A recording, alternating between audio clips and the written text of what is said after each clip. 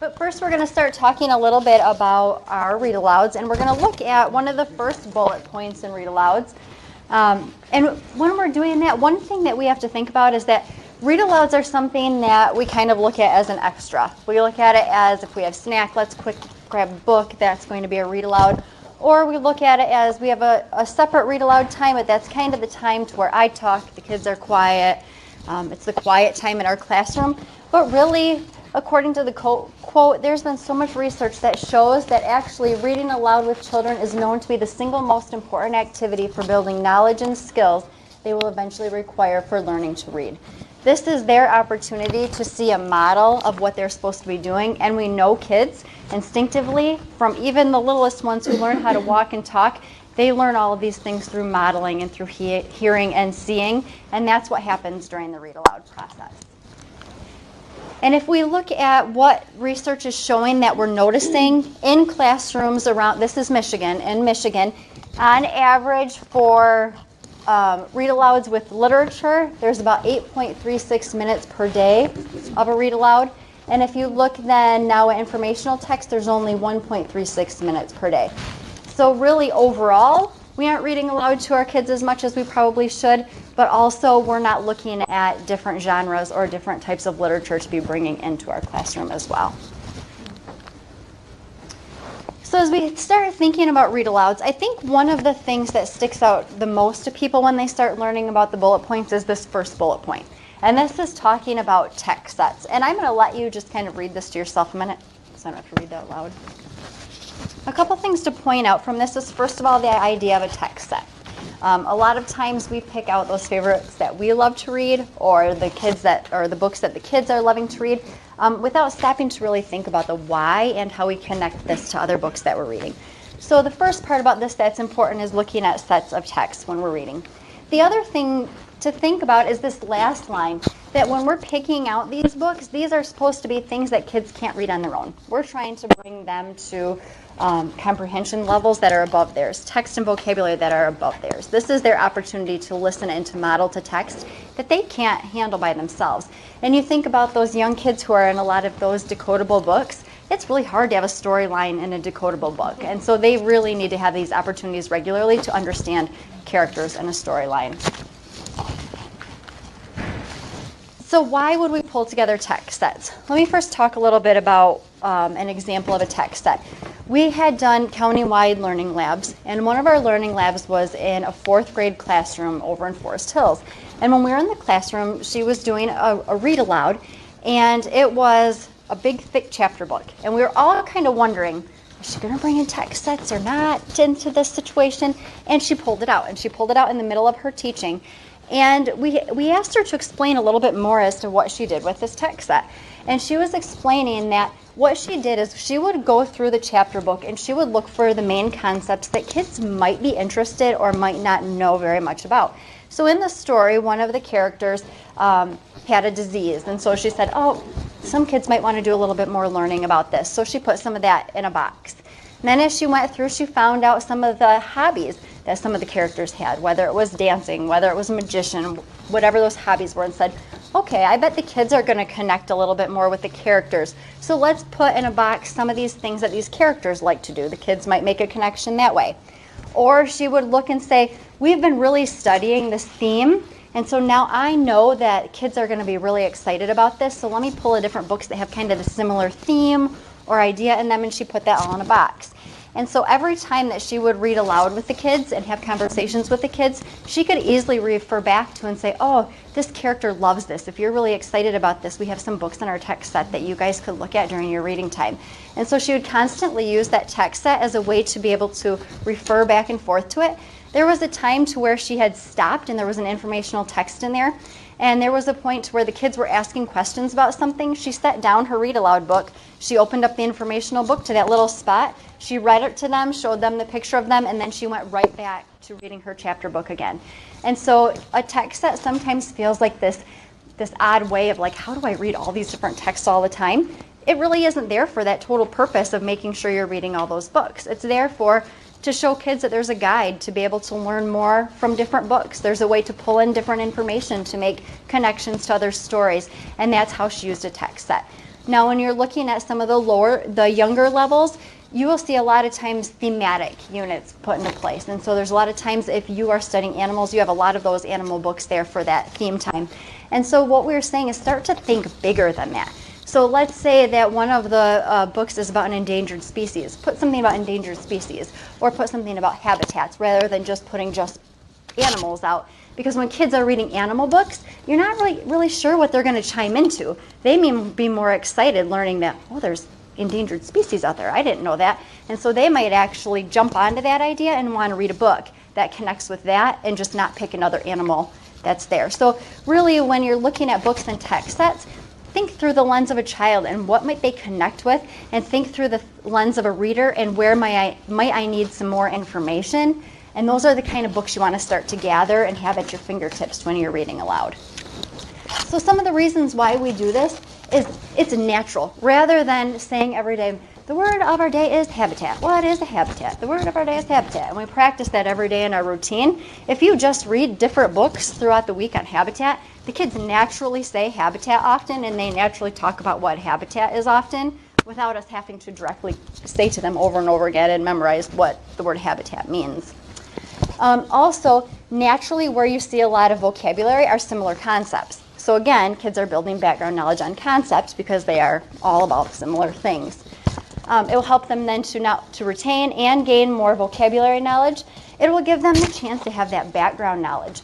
I think there's a lot of times we talk about bringing stories to students and then being concerned, well, they've never had that background. They're not going to understand what this is, and we're waiting. Is there a video? Is there a field trip? Is there something we can do to help them connect? In all honesty, if we have a bunch of books about that topic and we read about it several times, you've just built that background knowledge. They don't need to go see or have parents bring them or do anything. You can build that right in your own classroom by having all of these related texts. And then, of course, the last one, whenever kids want to learn more information, they tend to go for informational text. They have a natural desire to know about that real world. And with that desire, you will naturally start to bring more informational text into your units when you make text sets. So this is an example of what like the kindergarten level might be of a text set. And I think one thing that's important is sometimes we get stuck in our mind that a text set is all informational or it's all fiction. And really, we just want you to remember that this is lots of genres. If you have poetry that fits in, put poetry in there. If you have a magazine article that fits in, put magazine articles in there. Sometimes you get things from like National Geographic or other places that have like the cards that have the animals and the talks about it on the back. Put that in there. So whatever text you feel like kids are going to gain knowledge from, put it in with that text set. And so I want you to just stop and think a minute about text sets, whether it's something that you do all the time, whether this is kind of a new concept for you. And I want you to just kind of think, what is the most important point that you're kind of taking away right now? Something that you want to remember or bring back to your staff about a text set. And I want you to just think about it and then just turn to the neighbor next to you and just let them know what that main point is or what that big idea is that you came away with from text sets. So bullet number 2 under Essential 2 of Read Alouds says that read alouds involve modeling of appropriate fluency, which includes accuracy, automaticity, and prosody in reading. So just to very quickly kind of go through what those are. So accuracy is obviously reading accurately. And we all know when we read aloud, sometimes we make mistakes, right? Sometimes they're mistakes that we feel like we can just keep going. It doesn't impact anything. But then you always have that kid in the class who's following along who has to correct you, right? And sometimes we make mistakes that we do need to go back and correct. But that's just as important because we are modeling that as fluent readers, we still make mistakes. We still have to pause and think, wait, that didn't make sense, and we go back and fix it, right? So modeling those mistakes, accuracy doesn't mean we're always reading with 100% accuracy, but it means that we're also modeling what to do when we misread something. Automaticity is just that, quickly recognizing words, right? Automatically recognizing words. We don't have to stop and decode them. Pace is obviously just the pace at which you're reading. So we also know that if you're reading aloud, we have to read at a little slower pace, right, than when we're just reading in our own head so that people can hear and follow along. And then prosody includes the timing the phrasing, the intonation, all of those pieces that put personality into our read aloud, right? And make it fluid and beautiful to listen to. Does that make sense? Okay. Okay. So read alouds, this is now bullet number 3. Read alouds involve child-friendly explanations of words within the text and revisiting of those words after reading using tools such as movement, props, video, photo, examples, and non-examples, and engaging children in saying the words aloud, using the words at other points in the day and over time. So that's a mouthful, right? So really what this is focusing on then brings us to Essential Practice 7, which is vocabulary. So this is where our read aloud essential and our vocabulary essential really dovetail. So throughout the rest of the session, we'll kind of be talking about both essentials, okay? So Essential Practice number 7 says intentional and ambitious efforts to build vocabulary and content knowledge. So before we really go any further, we really want to emphasize to you the importance of the reading and vocabulary relationship. They're an interdependent relationship. So reading comprehension is dependent on having the vocabulary to understand what you're reading. And vocabulary comprehension, vocabulary knowledge comes from a lot of reading, right? It comes from other places as well, but the more we read, the more we expand our vocabulary. So those two are really quite interdependent. What's important for us to remember is that explicitly teaching vocabulary and not just hoping that kids pick it up because we've read it in a read aloud or we've said it once and said this is what that word means. We have to explicitly teach it because we have many, many students in our classrooms across all of our districts who are coming to us from homes that are not rich in language. And when they come to us from those homes that are not rich in language, they're already behind. And we have to be constantly working to build that vocabulary for all our students, but particularly for those students. Okay? So, focused vocabulary instruction includes explicit vocabulary teaching before, during, and after reading. So we will be looking at a video a little bit later today where you'll see a teacher doing that. It means that before you do that read aloud, you have identified an instructional goal. Even if you're reading fiction, you're picking out maybe 2 to 3 vocabulary words a day. You certainly don't want to pick out 20 words and say, we're going to learn all these words today. There may be 20 new words in the read aloud you're doing, but you want to have that focused instruction on a few important words so you're not overwhelming the kids. You want to use child-friendly definitions, and you want to make sure that the kids can see the words. So either you're putting the book up on a projector or you're writing the words on a chart or on a board so the kids can see it. And you can, if they're younger kids, you can read by pointing, as you slide through the letters with them. And you want to make sure they say the word. So using tools in the explanation in that big long bullet that I read that said that's quite a mouthful, it said things like movement and photos and examples and non-examples, right? Any way that you can help those kids internalize what those words mean and remember them. So there's all your list. Semantic maps is another one we'll take a look at. And then again, that planned instruction. So you've identified 2 or 3 words that you know you want the kids to get from today's read aloud. How are you going to teach them those 2 or 3 words? Planning in advance so that you really are intentional in your vocabulary teaching. And then finally, brief and focused. So you want the focus to be your read aloud, right? But you also want to teach the vocabulary. You don't want to take too much time away from your read aloud in teaching your vocabulary. Gotta turn my page. So this is from the Essential 7. So this is a bullet from Essential 7. I'm turning my page so I can tell you which bullet it is. Of course, I don't have it written down. But it says the teacher selects Tier 2 and Tier 3 vocabulary words to teach from read-alouds of literature and informational texts and from content area curricula. So it's often very natural for us to pull vocabulary from our content area, right? It's part of the standards we teach, and but we don't always think to do it in our read alouds. So this is a video of Tanya Wright from MSU. She is one of the researchers who did a lot of work behind the essentials, particularly Essential 2 and Essential 7. And she in this video is talking about the difference between Tier 1, Tier 2, and Tier 3 words. And then we'll talk a little bit about how do you know which ones to choose. Okay? Teachers often feel really concerned about which vocabulary words to teach. So which are the right words that I should spend time on with my class. And my most important message, before I talk a little bit more about selecting words, is to teach the words that kids don't already know. And if you're doing that, you're helping them. So a big message is don't freak out too much about which words to teach, right? An unknown word that a kid now knows, you've helped them along. So it can be a little strategic because there's a limited amount of instructional time to really think about which words to spend focused attention on in the classroom.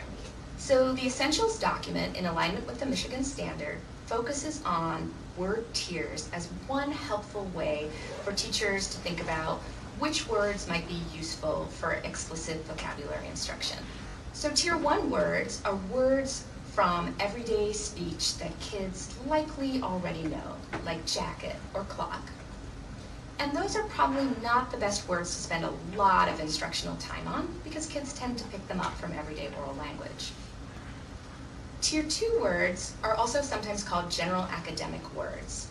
And these are often a new word for a known concept, like extraordinary for special or peculiar for strange. And these words are often found across content areas and across contexts. So kids might encounter them in all sorts of different texts.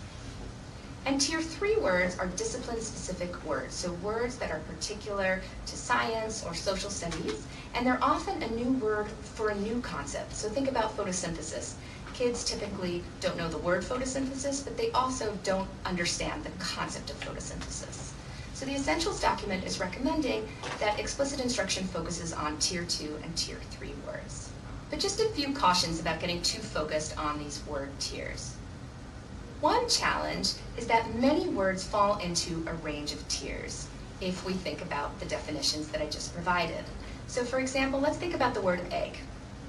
Egg might be a Tier 1 word if we think about the food that's in your refrigerator. Most kids know that word because they see eggs around in food. But now let's think about the idea of the phrase to egg someone on.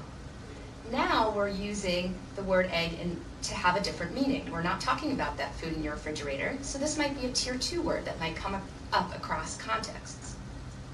If we think about eggs in terms of reproduction and biology, egg is now a discipline-specific word, and then it might be a Tier 3 word. Or let's consider mammal. Mammal's a pretty everyday word for most adults. But for a kindergartner, this might be a really sophisticated word. So it might be a Tier 2 word that comes up across a lot of contexts, but they don't know what it means. And it also has a very technical science meaning, so it could be considered a Tier 3 word. Or the word front, which most kids think of as meaning in the front of the line, which is usually where they want to be when they line up. But front also has a very specialized meaning in weather, so it might also be a Tier 3 word. So overall, it's really important to remember that a word doesn't have a defined tier, and there's no right or wrong answer to whether or not to teach it. This is just one way to think through whether a word deserves substantial instructional attention in the classroom. Other ways to think about selecting words beyond word tiers include whether or not this word is important for content area learning. So does it align with the content area standards that you might be covering, or your curriculum perhaps for science and social studies? If it's an important word in the curriculum, it's an important word to teach to kids. We might also teach words that are important for instruction. So for example, we might teach the words for the narrative elements in literature, like setting, characters, goal, problem, plot, and resolution, because these are really important words that kids need to talk about texts. We might think about teaching words that occur frequently in grade level texts, and there are websites that have lists of these words for teachers. And another thing to think about is teaching words in meaningful clusters. So for example, we might work with kids to think of a whole bunch of different words that they could use rather than funny. And that could be particularly helpful for them in their writing when they're looking for a more interesting word choice than just the word funny, for example. So there's a lot of ways to think about teaching words. Another thing to consider is the type of text that is being read. So the tricky words in informational text and literature can be a little different. And it's important to consider this when choosing which words to focus on for vocabulary instruction. So in informational texts, tricky vocabulary words tend to be new words and new concepts, like the example of photosynthesis that I gave before. One good thing for vocabulary instruction is that informational texts tend to repeat that new tricky word relatively often. So a book on plants might mention photosynthesis more than once. This is great for a kid who really understands what photosynthesis means, but it's really could be problematic for the comprehension of a child who doesn't know that word. So it's really important to figure out what these big words are for new concepts that kids need to learn and make sure that we help them through it so that they can understand the text. The other thing to remember is the idea that words can have a specialized meaning in a particular content area. So let's go back to the idea of front in weather. It has a different meaning to its everyday meaning, and we need to help kids to notice that. Otherwise, it can be pretty confusing to read a book about weather and think that every time they're mentioning front, they mean the front of the line in the classroom. Words in literature tend to be sophisticated words for known concepts. So let's think about hysterical rather than funny. So kids already know the idea of funny, but what we need to help them understand is this is a new or more nuanced word for that idea. Typically in literature, these new words are repeated only once or twice. So that means that if we don't help kids to notice them, they might be okay to comprehend the whole text. But it might trip them up again and again when they see it the next time. So we might want to call these words out and help kids to learn these more sophisticated words.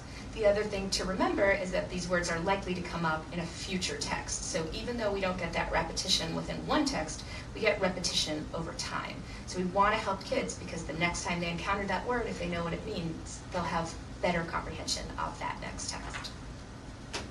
Last thing to remember when you're searching for words that you might teach explicitly in your classroom is that sometimes, especially in informational texts, the important new words are hidden in the graphics. So you might find that the text itself, on the page, says something very simple, but hidden inside the graphics, like the diagrams, graphs, maps, photographs, and timelines, are special words that kids need to know. So always make sure, especially when reading an informational text, not to read past those graphics, but to look inside them, to notice labels, captions, glossary words, keywords that are in bold, and sidebars, and check to see if there are important vocabulary words there that kids might need to know. So overall, what's really important is that we're teaching new words to kids across content areas and across texts that we read during the school day, that we're having opportunities for explicit instruction where the teacher is carefully selecting words, making sure to help children understand their meaning, and giving kids lots of opportunity to practice encountering and using the new words. It's less important which words we teach. There are lots of ways to choose words, but what's most important to think about is, will this really help kids either to learn the curriculum in the text they're reading now or in a future text that they want to read?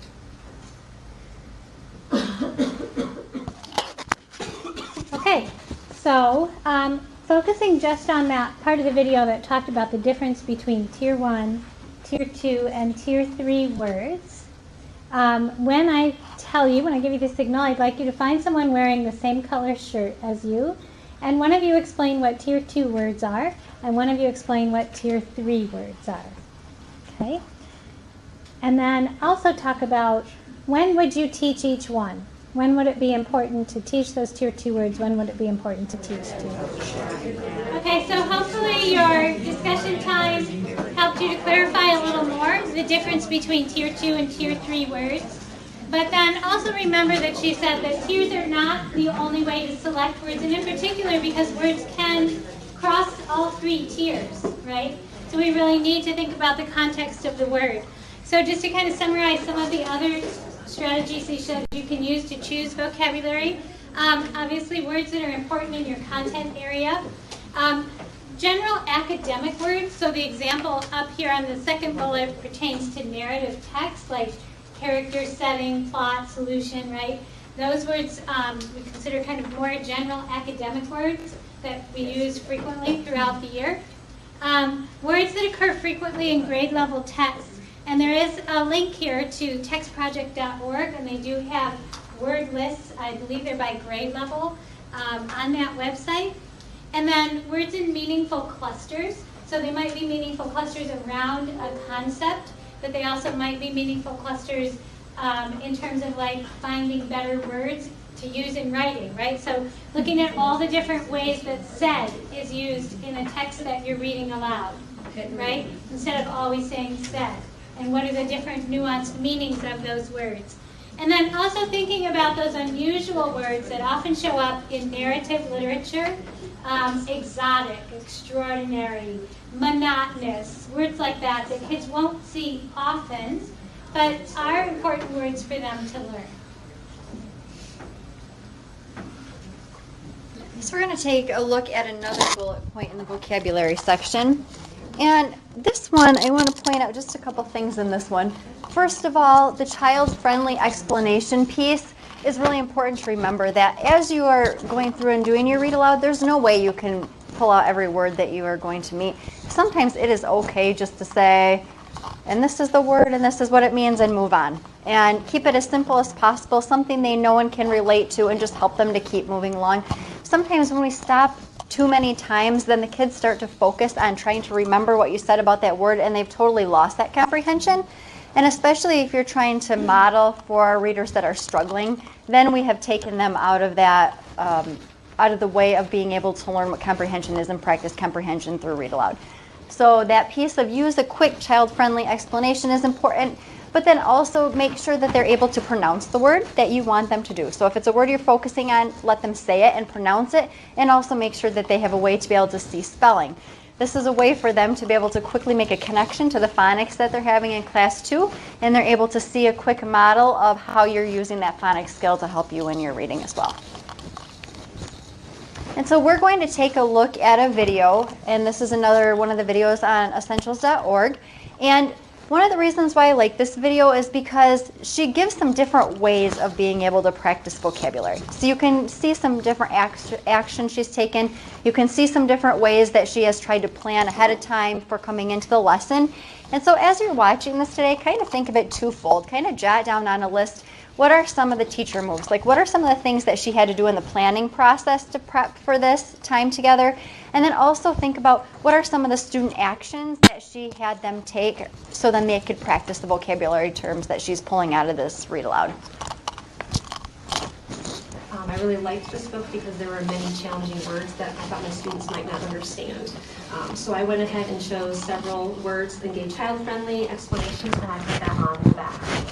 So as I'm reading the book, I have the page number already noted and the definition already ready.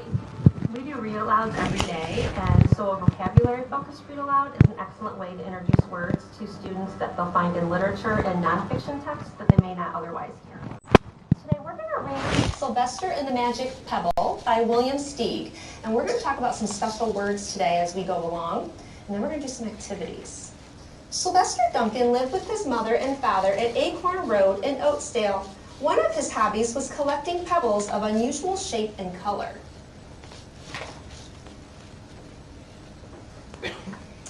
On a rainy Saturday during vacation, he found a quite extraordinary one. Extraordinary means special or very unusual. It was flaming red, shiny, and perfectly round like a marble. As he was studying this remarkable pebble, remarkable is another way to say unusual or very special, he began to shiver, probably from excitement, and the rain felt cold on his back. "I wish it would stop raining," he said. To his great surprise, the rain stopped. It didn't stop gradually, as rain usually does. It ceased, which means stopped. The drops vanished on the way down. The clouds disappeared. Everything was dry, and the sun was shining as if the rain had never existed. I choose words that I feel will challenge my students and they may not understand in regular comprehension. I use child-friendly definitions, not dictionary definitions, that are quick and precise and focused for my children. I wish I were a rat, he said, and he became a rat. The lion came bounding over, sniffed the rack 100 times, walked around and around it, and went away confused, perplexed, puzzled, and bewildered. All of those words means he did not understand. I give child-friendly explanations throughout the book because there are many words that the students might not understand and that can interfere with their comprehension of the text. So I feel that if I can give them a quick definition and then move on, I'm giving them that window to understand the text. All the dogs in Oatsdale went searching for him. They sniffed behind every rock and tree and blade of grass, into every nook, nook is a little corner, and gully, gully means a ditch in the ground, of the neighborhood and beyond, but found not a scent of him. They sniffed the rack on Strawberry Hill, but it smelled like a rack. It didn't smell like Sylvester. After I read the book, I like to focus on 3 to 6 words that I want to work with the children on afterward and give explicit instruction on. I really liked how in this book there were a lot of synonyms. So for instance, remarkable and extraordinary were in the book, and they both meant very special. So we spent a lot of time with that with the picture sort. I like to have the students repeat the word often. We also look at the word and the different parts of the word so they can understand the meaning. All right. Another word we had was remarkable. As he was studying this remarkable pebble, it's another way to say that it's extra special or very unusual. Can you say remarkable? Remarkable. Remark means to comment on something. You notice something. So for something to be remarkable, that means it's so special or unusual that it's worth talking about or commenting about. So we're going to put these words up here. You say remarkable again for me? All right, so let's take a look. I have some pictures here. Abby, you said ordinary just meant? Like plain. Like plain. Okay, so we're going to put that here. Not very special, right? But if it's, what word is this? Or that is really special or unusual. So I have some pictures and you're going to help me decide whether they are ordinary or extraordinary and remarkable. Okay? So let's take a look. I have a bowl of rice here. Anything special about it, or would you say it's ordinary? Which one? Who would like to raise their hand and answer for me? Because a bowl of rice isn't exciting. It's just like food that you're about to eat. So you would call it which one of these? Ordinary. Would you like to come up and put it under ordinary for us? Okay. All right, now I have another bowl of rice. You ready to see this one? Look at this bowl of rice. What can you tell me about this one? Extraordinary. And why do you think it's extraordinary? Because it's not like just a bowl of rice. It's actually like making like a living creature. So they almost made like art out of it. You would call that which one? Remarkable. Remarkable. Can you put this under remarkable for us? The more activities that I give them to do afterward as far as sorting or actions physically, it gives a lasting impact for them to remember those words. Listen to this paragraph again. And I want you to think about the lion and why the author used these words. The lion came bounding over, sniffed the rack 100 times, walked around and around it, and went away confused, perplexed, puzzled, and bewildered. I saw that little donkey as clear as day. Maybe I'm going crazy, he muttered. So we're looking at these 4 words. You say bewildered, perplexed, puzzled, and confused. So they all are synonyms again, and they mean the same thing. Can someone tell me what you think those words mean? Lexi? They mean like you really don't know what's going on.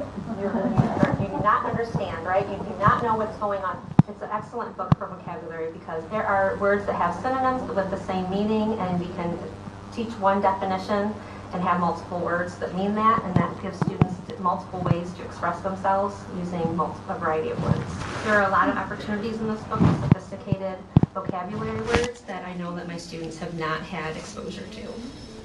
So I want you to imagine that you are really, really hungry, okay? Show me, I want to, without any sounds, can you show me what it would look like to be really, really hungry?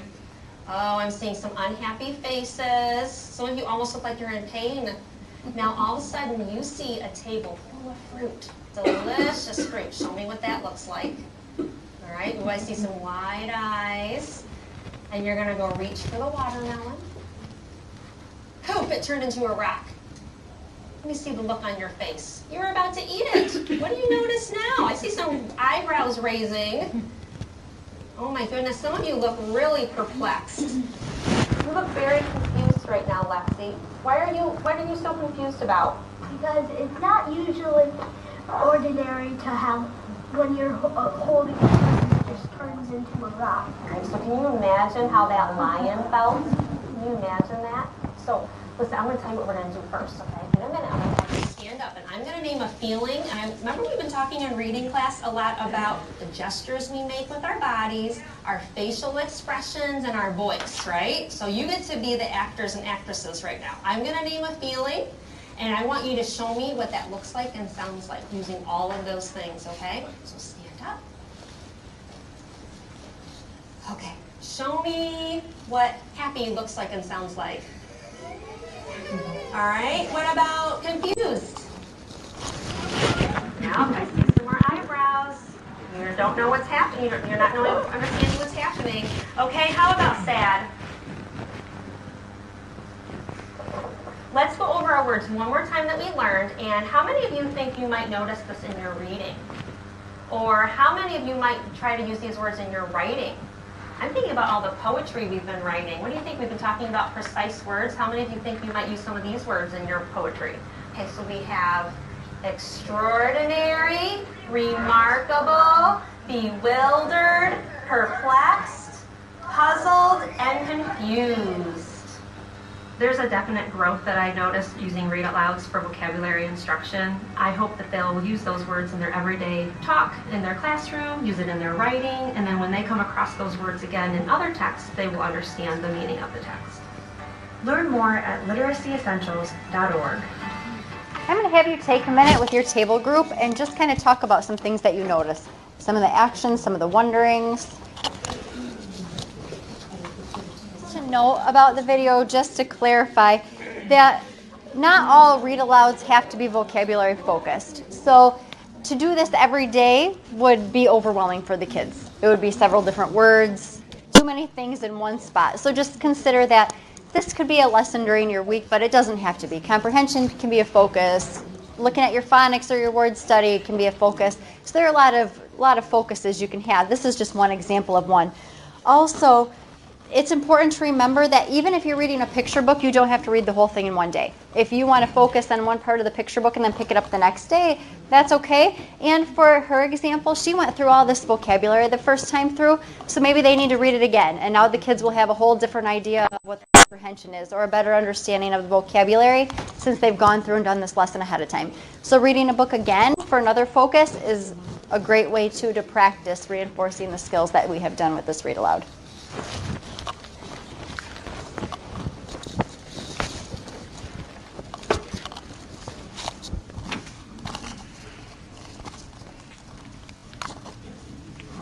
Okay, so we've been talking a lot about explicit vocabulary instruction, where the teacher is purposefully selecting words to teach and using different strategies to teach them. But kids can also learn a lot of vocabulary in our classroom implicitly. So implicit vocabulary learning happens when children just pick up new words from the conversations that take place in our classroom, from the teaching that we're doing. They just naturally pick up those words. So what I would like you to do is just take a minute and turn and talk to a partner about what might be some ways in our classrooms that children could implicitly learn words without our explicitly teaching them. Okay, if you can wrap up your conversations, please. Thank you. Okay, so I'll share with you some ways that kids can implicitly learn vocabulary in our classroom, and hopefully there'll be some of the ideas that you talked about at your table. So an obvious one is encouraging talk and discussion among our students. And that goes with that whole effort that we've really been trying to make recently to really increase collaboration among our students in our classrooms. Clarify word meanings during conversation. So I was eavesdropping a little bit here, and she was saying she has some students who are incorrectly using words, right? So if their classmates are not clarifying that, it's okay for us to step in and provide a little clarification. Using children's questions to help them make connections to new vocabulary. So maybe we've talked about a word, but we haven't explicitly defined it, and a child asks a question, we can come back to that word, right? Wondering about the world together. Lots of new vocabulary comes up when you just wonder about the world and you explore new topics and ideas. Extending topics of conversation to enrich children's understanding. And reading about or telling children more about what's happening in the world. So current events is a great way to bring new vocabulary in without explicitly teaching the vocabulary. So another thing that the Essential says is that we need to give children repeated exposure to new vocabulary.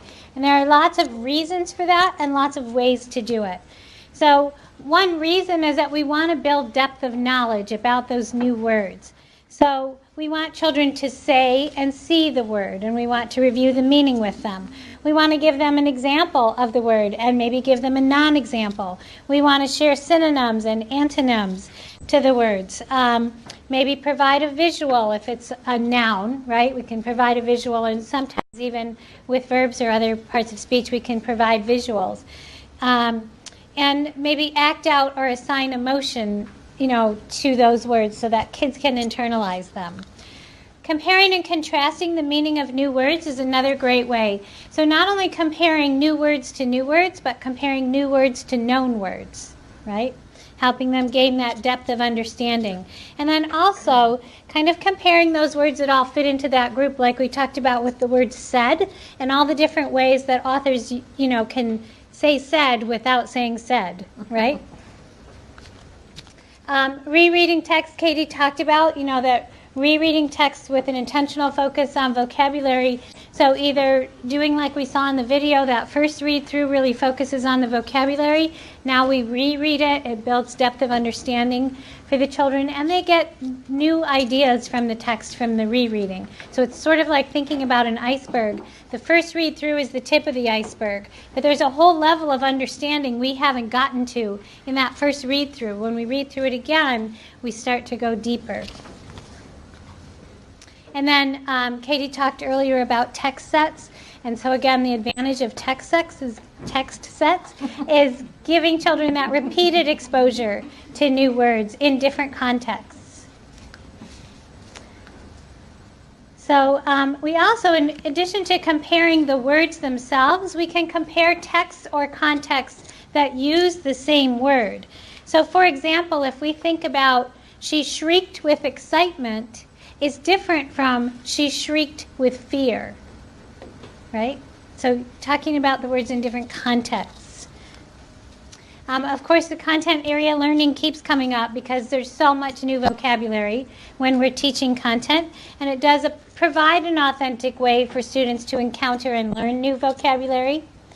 Semantic maps, this is an example of a semantic map, so it's a visual way for kids to kind of think about those new words that they're learning. So if the new word is transportation, this map shows you that there are forms of transportation on land, and that lists all of those. There are water transportation and transportation that gets us through the air, right? So helping again to build that depth of understanding about the word transportation. Again, incorporating activities that include music, art, or drama. You can have the kids make human semantic maps, I'm tripping over my tongue this afternoon, by putting words like these on index cards, right? And then the kids can form the map with their bodies.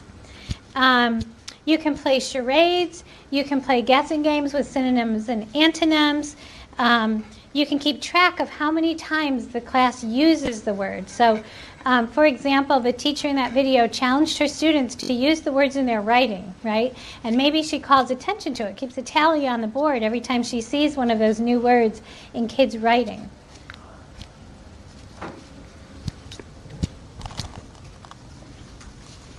So Diane spoke a little bit to that piece about just talking in your classroom.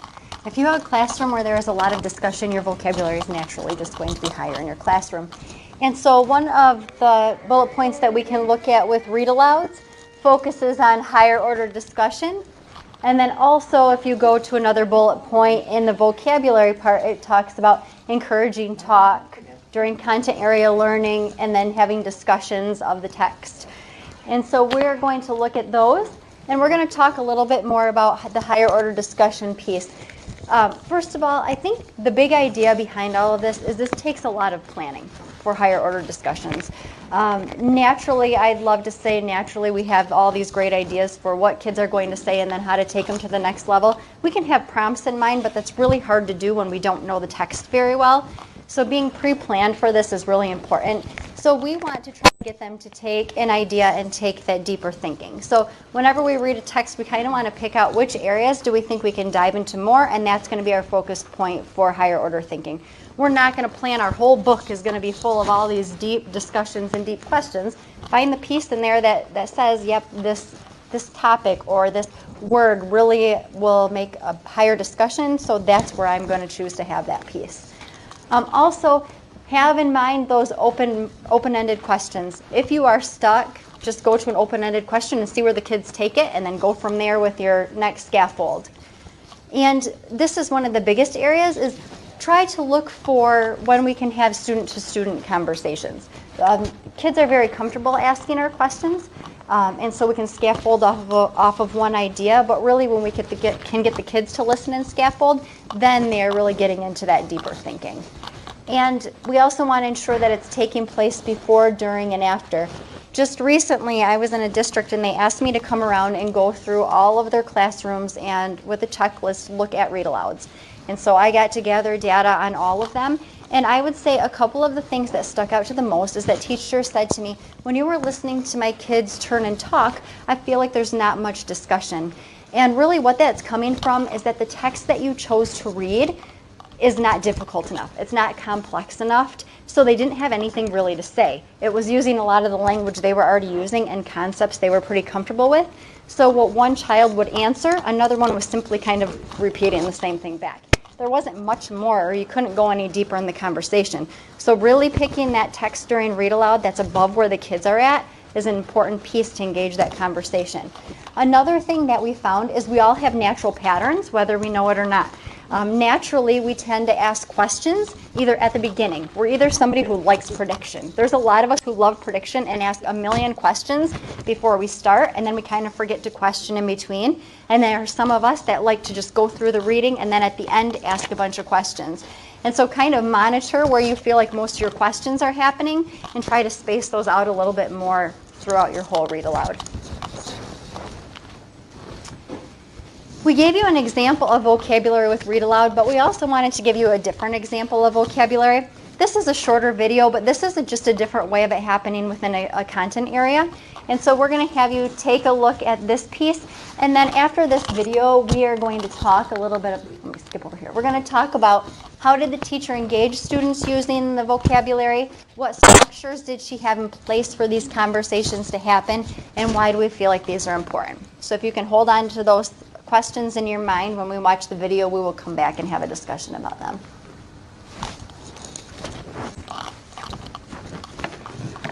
In this classroom, children have been learning about light and shadow through books and explorations for several weeks. In today's follow-up discussion, the goals are to encourage talk among children and for children to review and use new vocabulary in a meaningful context. You will see the students using words like shadow and opaque and light source and path of light. I'll often have the students repeat the word to me, and then we talk about the meaning of it so that they understand those words and can use them through a discussion practice. Today what we're going to do is we're going to have a discussion about our observations. Can you say the word observation with me?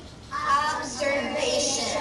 And if you look up here, we have the word, these are our science words. Here's the word observation. Things that we notice through doing a science investigation, things that we notice are our observations. So the word wall in our classroom, we have a basic word wall and we also have a science word wall. So those scientific words are on there so they can use that as a resource. And also during lessons, I'll often point to the word wall and so then it becomes more natural for them. And so that resource is always there. And it's something that they can access and use throughout their learning. And hopefully those words then become natural in their vocabulary. So scientists, turn and talk with your team about your observations and the data that you collected from your investigation. Ready, go. You know, big thing, something is something that if my hand was glass, could the light go through or around? It could shine right out there. So, then not real big, it can't shine. They're learning these new vocabulary words through practice, and then the goal is for them to be able to discuss them in small groups and with each other through a whole group discussion. Since they're really truly understanding the meaning of them, the more practice that they're seeing it, hearing it, and understanding those words, they can foster discussions with each other. They're able to add to conversations, and then they're forming real conclusions using their data and their practice that they've had. The light source, the flashlight, it has to be straight, not wobbly, no corrected. It has to be straight to make the shadow. Okay, can you explain that to me? So you have two things going on. Could you use this piece of string to show me what you mean with the light source coming off and the path of light that's coming from the light source? Could you use that? What if I pulled the light source? Could you show me how the path of light would go? So in a straight line. And then what did it do when you hit the object? It made a shadow. It made a shadow. I noticed that when you were doing your investigation, some of you had a light source really close to the object, and others pulled the light source away from the object. Did you notice anything happening? Axel, what did your group notice? That it was making big shadows and little shadows. When you moved it far, it was little shadow, and when you closed it, it was big shadow. Oh. So, if we were to do an investigation with shadows, and we went outside and it was a sunny day, what do you predict we might see? Madison? Our shadow. Why? Because it's a light source, and light source, when it's like a light source and you're an opaque object, it can always make you a shadow. So you're going to see your own shadow? What would be the light source, though, if we were outside? Sunshine. Natural or man-made? Natural. I think it's refreshing that we can incorporate vocabulary practice embedded within their learning. So it's not something separate from, because I also think that's not as meaningful to them and they're not going to learn from that. They're just going to forget it at the end of the day. The goal through this type of practice is that the students are using the vocabulary in meaningful ways. So I believe that incorporating everything within, especially within our science curriculum, is an amazing thing for our kids.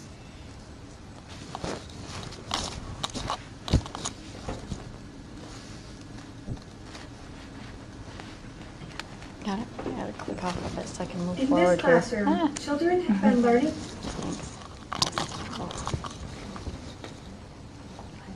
Thank you. Oh, nope, it's still doing video. I'm gonna go past this one. I'm gonna skip to the questions. Okay, so just at your table, we're coming back to these questions again. And I want you to talk a little bit about in what ways did the teacher engage the students into the vocabulary? And then also, what structures did she have to have in place in order to be able to have that discussion? So you guys can go ahead and start talking at your table.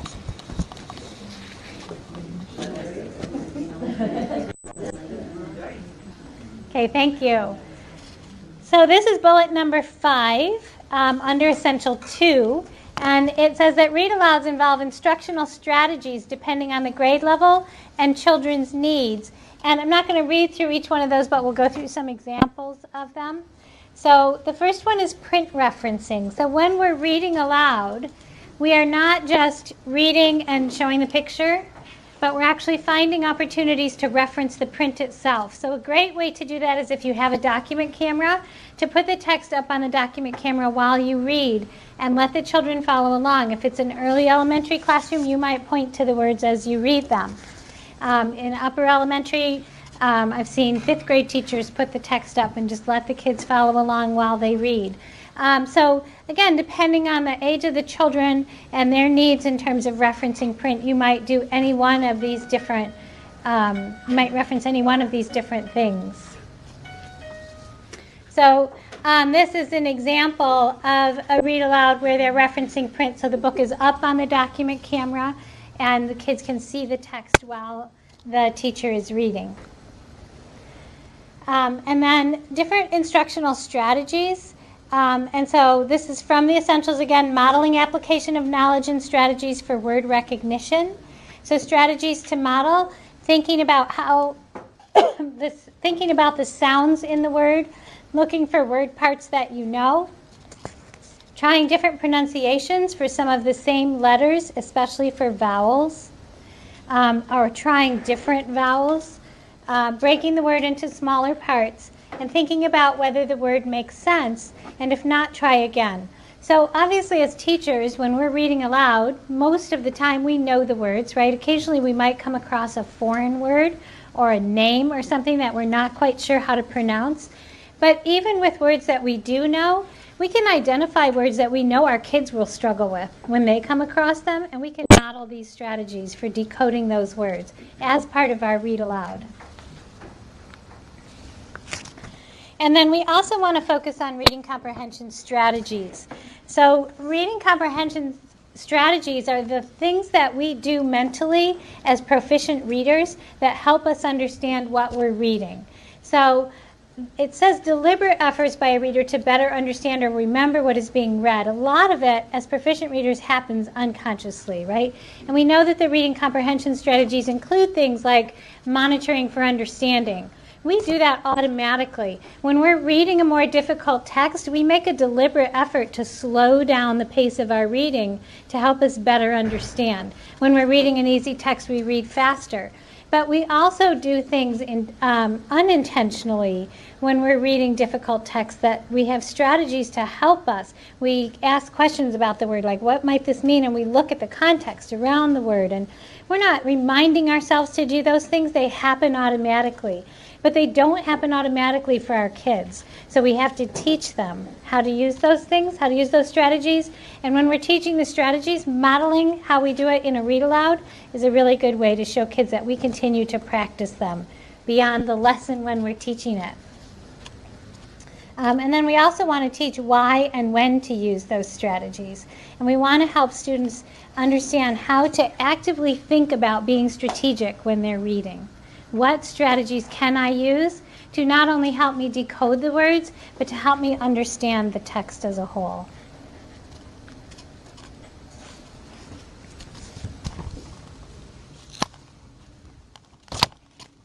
Thank you. So now we're going to close up our thinking on what is a purposeful read aloud then. To close up, we want to make sure, first of all, it is purposeful, that there's a reason why that we're doing it, that we have taken the time to plan it, and we want to make sure that we're teaching explicit instruction within that read aloud time, that we want to make sure that we have a goal in mind when we're coming to, do we want comprehension today? Do we want vocabulary to be a focus today? We also need to remember it's okay to be repeating stories. We want to repeat stories and give different purposes when we repeat reading the stories. Also, we can play around with the length of time. Some of those little kindergartners just can't sit for as long as to where some of our older students can, so we can dig a little bit deeper. So we need to keep that length in mind as we go as well. And then also that this should be something that we do every day. This shouldn't be something that we should wait for, oh, I have snack time, I can do it now, or I can quick do it before gym class. This should be something that we have scheduled into our day. And it's okay to not only do it during that scheduled time, but to pick it up again and use part of it as a mentor text. If you are doing instruction in writing or reading, you can also use part of your read aloud to continue and have conversations and move into your mini lesson. Also, it's great to pick it up throughout different content areas. And so then that way that helps us to remember too to choose different genres that we can bring into the mix as well. And again, the most important piece is that we do this every day. Now, we would have loved to have more time and be able to go even further into reading, into the shared reading and close reading pieces, but obviously we don't have time to do that. We do have a couple articles that we found that we like up here, and so we just want to offer that to you before we leave, that if you want to do a little bit more reading into what shared reading is and what close reading is, then that can give you some more information on that. And we also want to give you time to do a little bit of reflecting today. Since it is our last session and balanced literacy is a big topic, and we could even go beyond what we've gone into the basics that we can do within the time frame that we have. I want you to think about a couple things. So first of all, what is your definition and understanding of balanced literacy? How might that have changed a little bit? And then I also want you to start thinking a little bit about what are parts you would like to dive deeper into.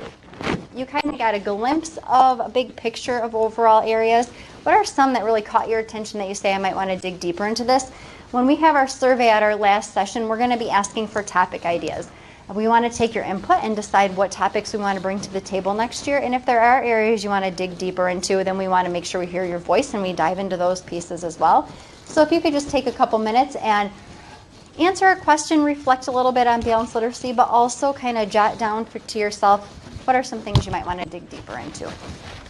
And when you're done reflecting, we'll meet you back into the main room. Thank you.